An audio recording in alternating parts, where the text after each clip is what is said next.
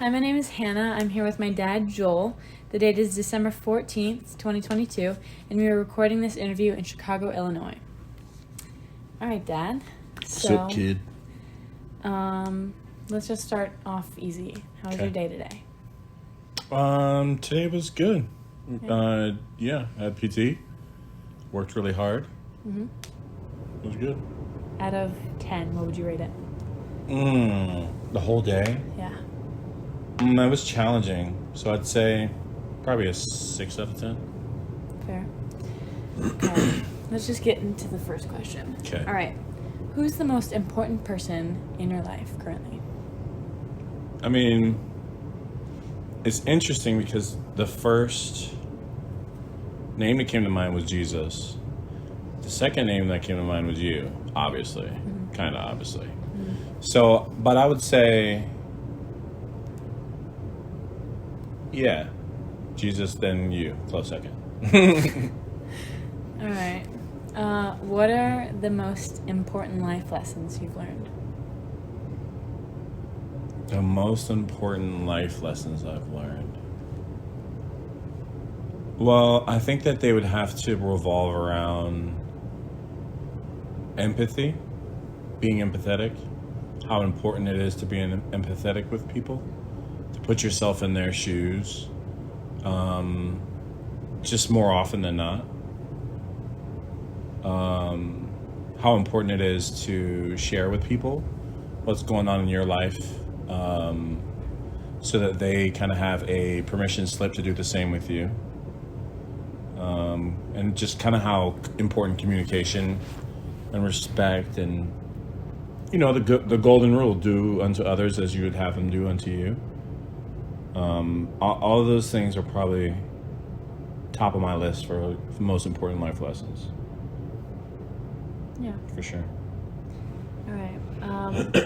What are some of your hopes for the future? My hopes are, a lot of my hopes revolve around you being happy. You having gaining the tools now that you need to have a happy life, so that you can succeed at whatever level and however it is that you want to succeed, and so that you're just happy. You know what I'm saying? Like, just being happy and being a positive, contributing member of society, and just a good part of God's kingdom is just a really important thing for me. And so my hope is for that. My biggest hope is for that. Is for you to be a thriving, happy member of the kingdom of heaven here on earth. Okay. Do you remember what was going on in your head the first time you saw me? I remember the first time I saw you. First time I saw you wasn't like the cutest. It was your little head sticking out of your mom's belly. It wasn't a super glamour shot moment. I don't even think you were breathing at that moment. They had to suction. I remember them suctioning. Yeah, so I looked over the curtain and I wasn't supposed to. So that was the first moment I saw you, being honest. The image that's burned in my head isn't that one, actually. It's a few moments later when I saw you and they brought you around the curtain after the emergency C-section. And I saw how long your eyelashes were, and they were kind of stuck to your face. And I remember being like, she has my eyelashes. And it was just like the cutest moment. I'll never forget that. I have a picture of you, and it's very similar to the very first time I saw you. Aww. It's on your wall in your bedroom, actually. But it's very similar to the first image I have of you as a baby. Cute. But I just remember being completely in love. I mean, that's the first thing I thought was like, I'm just completely in love with her. All right. Relating to that, what was I like as a baby or a young kid? What's really interesting is a lot of people talk about how 12, 13, 14, 15, they turn into a different kid. Like, you were very similar to the way you are now, but just in a child form. You've always been very sweet. You've always been very independent and very, like, able to self-soothe, which has been really cool to see. Whether it's with your thumb or with your nanos, your blanket, you're always able to, like, self-soothe. Which is a really big thing because there's a lot of adults now adults in the world that can't self-soothe, or they look to things that are unhealthy to do so. And so I always thought that was a really cool trait of yours, that you could always just like comfort yourself, whether it's just like messing with your ear and sucking your thumb, or just rubbing your blanket against your face. But you were a really sweet kid. You were a really happy kid. You were very very expressive, very smiley. You weren't a big crier. Like, you were a great kid, like really great kid. It's always made me like nervous to have a second kid because there's no way that another kid could be like that perfect. To be honest, they're just gonna be like the worst in comparison, probably, because you were really great. All right. What was it like for you growing up?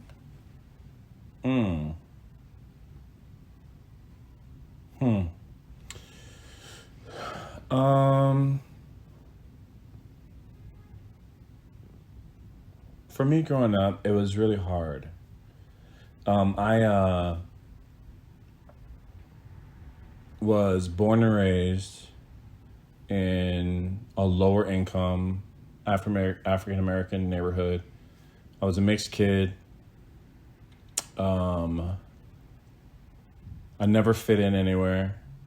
I never had like people around me that looked like me, because either in my neighborhood, everyone was black. In my elementary school, everyone was white, and I never fit in any place. And so it was hard. It was tough. That kind of coupled with like a crazy father and a crazy and abusive father. It was difficult growing up. It was really difficult growing up, to be honest. It made me who I am today. It made me really really passionate about people, really passionate and empathetic towards people's stories and what they've gone through and how they've grown up and what kind of goes into making a person who they are. But yeah, it was really hard. Growing up was really hard for me. Yeah. Mm-hmm. All right. One of the last questions. Mm-hmm.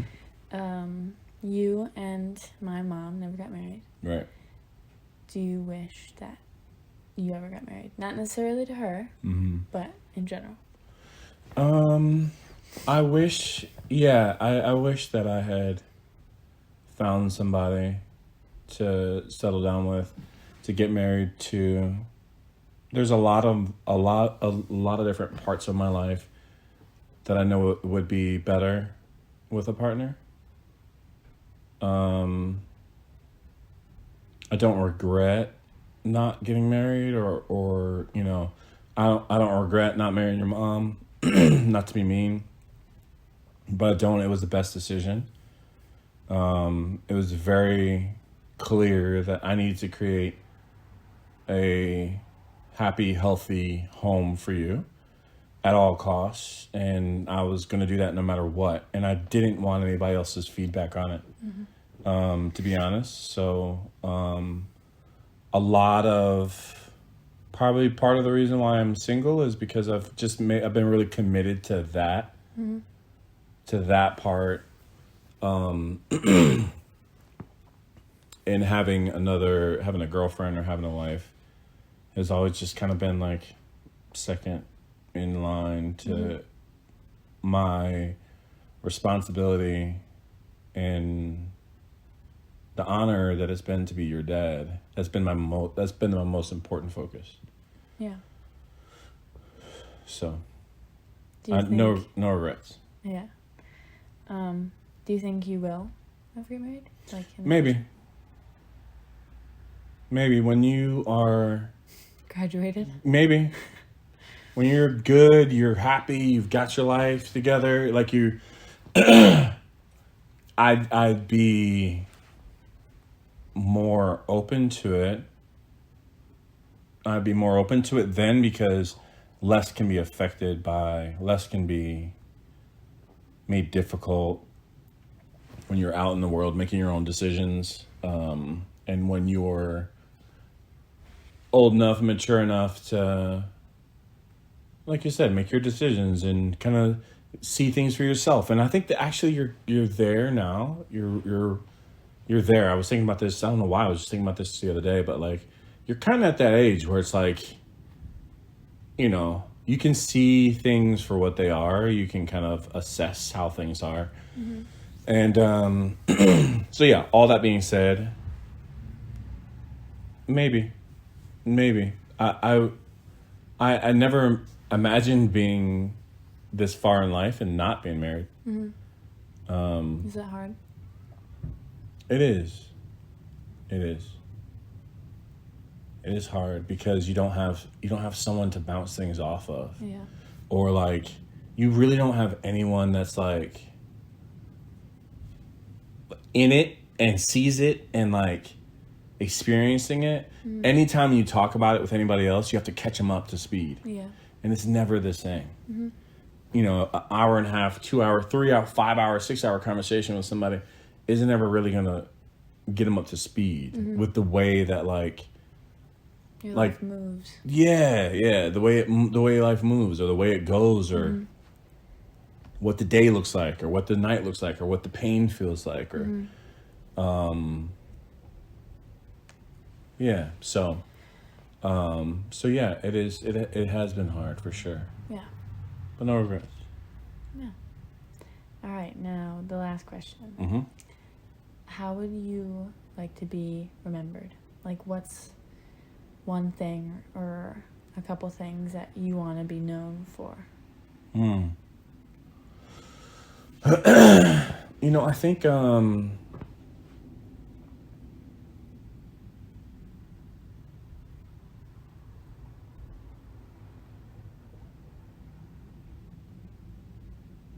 I want people to know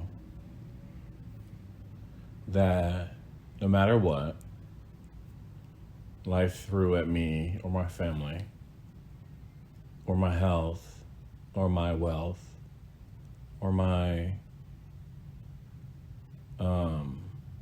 reputation or whatever, I want people to know that I clung to God through it all.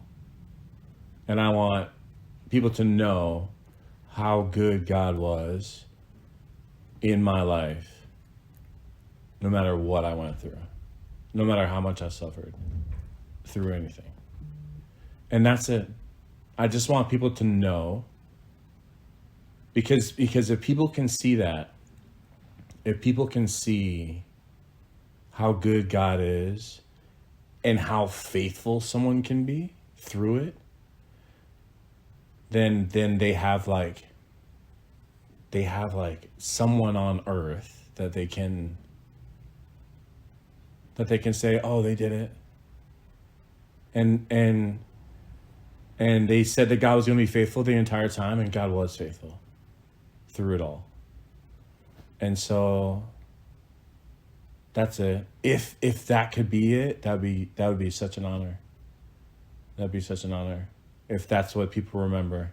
Yeah. That he was faithful. Yeah. It's really good. Thanks. Thanks for doing this with me. Of course. I love you, Dad. I love you so much.